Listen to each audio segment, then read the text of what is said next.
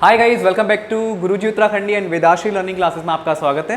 तो गाइस, जैसे कि आपको पता है कि इससे पिछले वाले लेक्चर में हमने बात की थी मैट्रिक्स की, यानी जिसको हिंदी में आव्यूह बोला जाता है। तो उसके बारे में हमने पूरा बेसिक से यहाँ पे पढ़ा था और आई होप कि आपको सारी छोटे छोटे टॉपिक्स जो हमने यहाँ पे डिस्कस किए थे वो सारे के आपको क्लियर होंगे। तो आज हम बात करने वाले हैं यहाँ पे इस टॉपिक में मल्टीप्लिकेशन ऑफ मैट्रिक्स, यानी कि आपके पास दो या दो से ज़्यादा जितने भी आव्यूह होते हैं तो उनको जब आपस में मल्टीप्लाई करते हैं आप, यानी जब आप एक साथ जब दो आव्यूह को मल्टीप्लाई करते हो तो उनका मल्टीप्लिकेशन कैसे होता है, ठीक है। और मल्टीप्लिकेशन करने से पहले हल्का सा हम यहाँ पे समझ लेते हैं एडिशन और सब्ट्रैक्शन आव्यूह का कैसा होता है। अब देख लीजिए, सबसे पहले मैंने यहाँ पे एक मैट्रिक्स लिए यानी एक आव्यूह लिया जिसका कोटि यानी कि ऑर्डर है 2 × 2 यानी कि 1 2 3 4। यहाँ पे आप देख सकते हैं 2 × 2 का ऑर्डर है।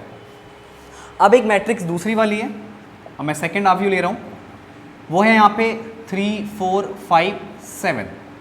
और आपको पूछा जाए कि इन दो आव्यूह का आप एडिशन कीजिए, यानी इन दो आव्यूह को आप जोड़ दीजिए, तो आप क्या करेंगे, ए में जब बी को जोड़ेंगे तो आपको एक चीज़ ये नोटिस करनी है कि जिन भी आव्यूह को आप ऐड करेंगे या सब्ट्रैक्ट भी करेंगे, आज अभी तो मैं बात एडिशन की कर रहा हूँ, तो आपको एक चीज़ ये ध्यान रखनी है कि दोनों की कोटि सेम हो। जैसे इसकी कोटि कितनी है, 2 × 2 की है, तो इसकी कोटि भी कितनी की होनी चाहिए, 2 × 2 की होनी चाहिए। ऐसा नहीं कि आप 2 × 2 की आव्यूह में 2 × 3 की कोटि वाले आव्यूह को ऐड कर रहे हो, क्योंकि ये पॉसिबल नहीं हो पाएगा, क्योंकि आप एलिमेंट वाइज ऐड करते हो।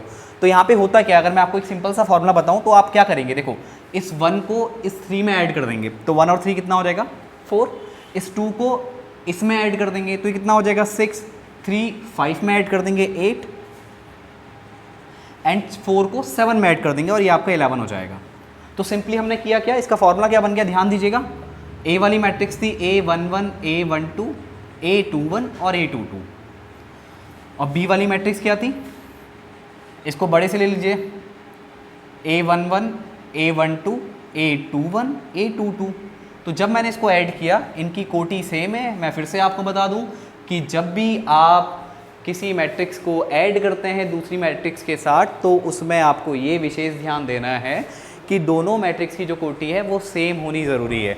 तो ये a + b कितना आ जाएगा, A11 + A11, फिर A12 + A12, फिर A21 + A21, फिर A22 + A22। तो इस तरह आप जोड़ देंगे तो आपको मैट्रिक्स का एडिशन यहाँ पे समझ में आ गया होगा, ठीक है। बहुत सिंपल सा हमने एडिशन किया। अब मान लीजिए आपको सब्ट्रैक्शन करना होता, a - b आपको निकालना होता, तो सिंपली कुछ नहीं होता, यहाँ पे माइनस के साइन आ जाते। अभी जो प्लस दिख रहे हैं आपको, यहाँ पे माइनस के साइन दिखने लग जाते। अब मैं यहाँ पे माइनस लगा दे रहा हूँ, तो आप इस फॉर्मूले को ऐसे लिख सकते हैं। अगर आपको प्लस करना है तो सब में प्लस आएगा, अगर आपको माइनस करना है तो इन एलिमेंट्स के बीच में माइनस का साइन आ जाएगा। अब मैं a - b यहाँ से निकालूँ तो ये कितना हो जाएगा, ध्यान दीजिएगा। 1 - 3 करेंगे आप तो माइनस का 2 बचेगा। 1 - 3 कितना आ गया, माइनस का 2। आप 2 - 4 करेंगे, माइनस का 2 आएगा। फिर करेंगे आप कितना, 3 - 5 यानी माइनस का 2, और 4 - 7 माइनस का 2। ये तो खैर इत्तेफाक से आपका सारे एलिमेंट सेम आ गए, बट ऐसा होता नहीं है। यहाँ पे आपको सब्ट्रैक्शन और एडिशन जो मैट्रिक्स का हम करते हैं वो आपको यहाँ पे समझ में आ चुका है। और जो नई मैट्रिक्स आपको मिलेगी उसका ऑर्डर भी क्या होगा, सेम होगा, यानी जितने की कोटि आपने यहाँ पे ली होगी उतने की कोटि आपको यहाँ पे फाइनल आंसर में भी दिखेगी। अब एक और चीज़, जैसे मान लो मैंने आपसे कहा था a + b आपको करना है और a आपका 2 × 2 की मैट्रिक्स है और b आपकी मैट्रिक्स है 3 × 2 की। तो ध्यान रखें कि आप इन मैट्रिक्स को ऐड नहीं कर सकते। क्यों नहीं कर सकते, क्योंकि इनकी कोटि सेम नहीं है। कोटि सेम होना बहुत ज़रूरी है जब आप एडिशन करें या सब्ट्रैक्शन करें, तो इस चीज़ का आप ध्यान रखेंगे, ठीक है। सेम टाइप की ऑर्डर वाली मैट्रिक्स ही आपस में ऐड या सब्ट्रैक्ट होती है, इसके अलावा आप और कोई कॉम्बिनेशन यहाँ पे नहीं ले सकते। अब बात करते हैं मैट्रिक्स के मल्टीप्लिकेशन की, क्योंकि जो हमारा मेन टॉपिक है, क्योंकि एडिशन सब्ट्रैक्शन करना बहुत आसान है, जैसे कि आपने देखा, आपको समझ में आ गया होगा, बट थोड़ा मल्टीप्लिकेशन में टाइम लगता है और इसको समझना जरूरी है कि किस टाइप की मैट्रिक्स को हम मल्टीप्लाई कर सकते हैं। वहाँ पे ऐसा नहीं होता कि आपकी अगर मैट्रिक्स सेम ऑर्डर की होंगी उन्हीं को हम मल्टीप्लाई कर पाएंगे। वहाँ पे डिफरेंट ऑर्डर की जो मैट्रिक्स होती है, यानी कि आपका जिनकी कोटि डिफरेंट होती है, हिंदी में अगर बोला जाए, तो आप उनको भी आपस में मल्टीप्लाई कर सकते हैं। बट आपको एक छोटी सी बात का ध्यान दे रहे हैं जो मैं आपको भी यहाँ पे बताने वाला हूँ। अब देखिए, मैंने यहाँ पे एक मैट्रिक्स A ली है, इसमें एलिमेंट आपके हैं 1 2 3 4, और एक मैट्रिक्स मैंने यहाँ पे लिए B 1 2 3 4 5 6। आप लोग यहाँ नोटिस कर सकते हैं कि ये जो पहली वाली मैट्रिक्स है उसकी कोटि यानी उसका जो ऑर्डर है वो 2 × 2 है, यानी total number of rose and total number of column बराबर है, यानी कि एक वर्ग आव्यूह है, यानी कि स्क्वायर मैट्रिक्स है। अब बाद वाली मैट्रिक्स को देखिए आप, यहाँ पे 2 रो और 3 कॉलम है, ठीक है। अब 2 रो 3 कॉलम है, यानी कि इसमें टोटल नंबर ऑफ आपके जो एलिमेंट हैं वो कितने 6 हैं, और यहाँ पे टोटल नंबर ऑफ एलिमेंट कितने हैं आपके 4 है। तो आप इस मैट्रिक्स को यानी A इंटू बी आप निकाल सकते हो।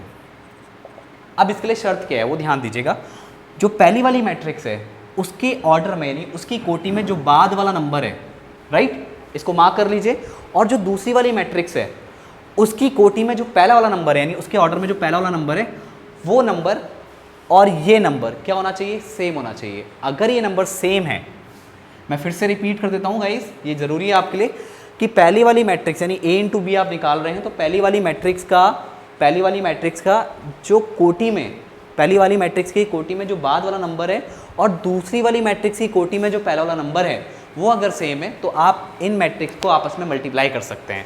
और जो 2 नंबर रह गए हैं यहाँ पे, अब जो 2 नंबर यहाँ पे रह गए हैं यानी पहली वाली मैट्रिक्स का स्टार्टिंग वाला नंबर और दूसरी वाली मैट्रिक्स का बाद वाला नंबर, तो वो मिल करके यानी 2 यहाँ पे आ गया और 3 यहाँ पे आ गया, तो ये मिल करके जो नई मैट्रिक्स बनेगी इनटू होकर के उसका ऑर्डर होगा यानी उसकी कोटि होगी। अब मल्टीप्लाई कैसे करेंगे आप, पहली वाली मैट्रिक्स को रो को पकड़ लीजिए, पहली वाली मैट्रिक्स की रो, और दूसरी वाली मैट्रिक्स के कॉलम को पकड़ लीजिए।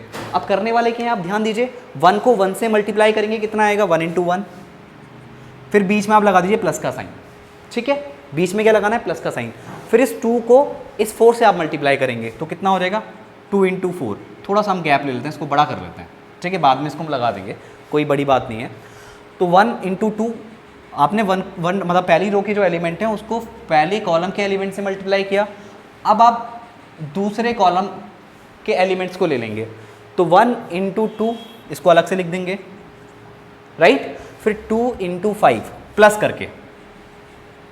नेक्स्ट अब क्या पकड़ेंगे आप, तीसरे वाले कॉलम को ले लेंगे, 1 इंटू 3, तो ये आपका 1 इंटू 3 हो गया, बीच में प्लस का साइन, फिर 2 इंटू 6, और इस तरह आपने एक रो के एलिमेंट से मल्टीप्लाई कर लिया। अब आप पकड़ लीजिए यहाँ पे सेकेंड रो। अब क्या करेंगे आप, सेकेंड रो के एलिमेंट को पकड़ेंगे और उसको कॉलम वाइज ही मल्टीप्लाई करना है, जैसे पहली रो के लिए कि आपने सॉल्व किया था, तो ये 3 इंटू 1 हो जाएगा, प्लस अब 4 इंटू 4। देखो ध्यान से समझ लीजिए एक बार, आपको समझ में आ जाएगा।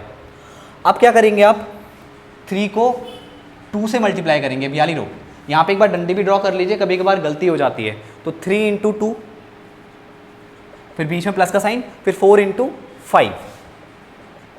अगला क्या है, अगला इसको पकड़ लीजिए, 3 इंटू 3,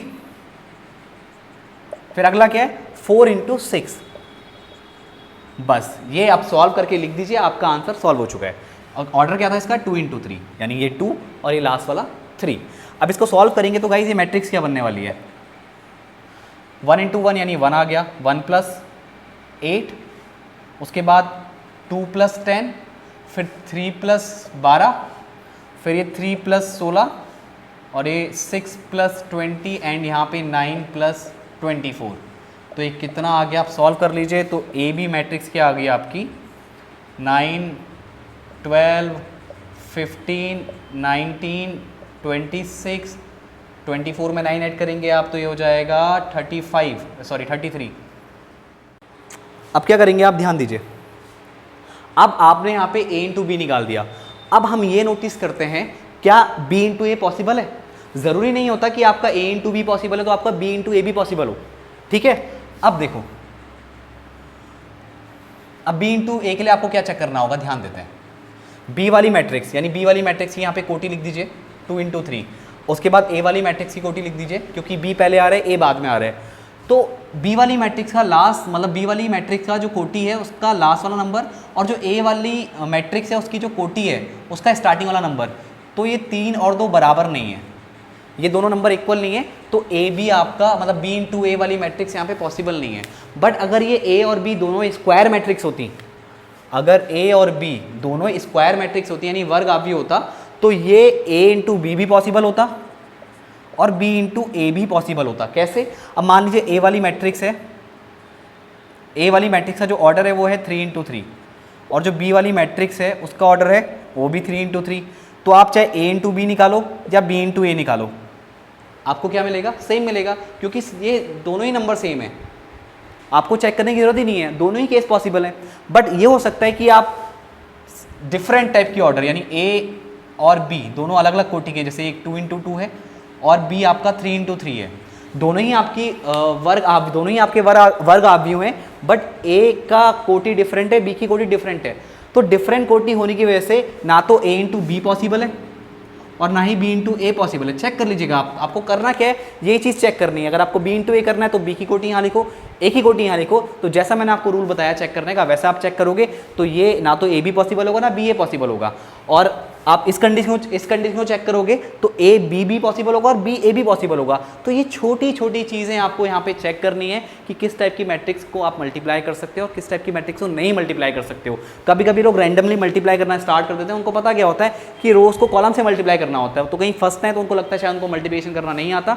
तो यहाँ पे ऑर्डर से रिलेटेड बहुत सारे क्वेश्चन बनते हैं। कभी कभार आपको मैट्रिक्स दे देगा और बोलेगा कि या ए इंटू बी पॉसिबल है या बी इंटू ए पॉसिबल है, तो वहाँ पे आपको ऑप्शन फिल करना पड़ेगा। तो आई होप अगर आपको ये कॉन्सेप्ट क्लियर होगा तो आप आसानी से आंसर दे पाओगे।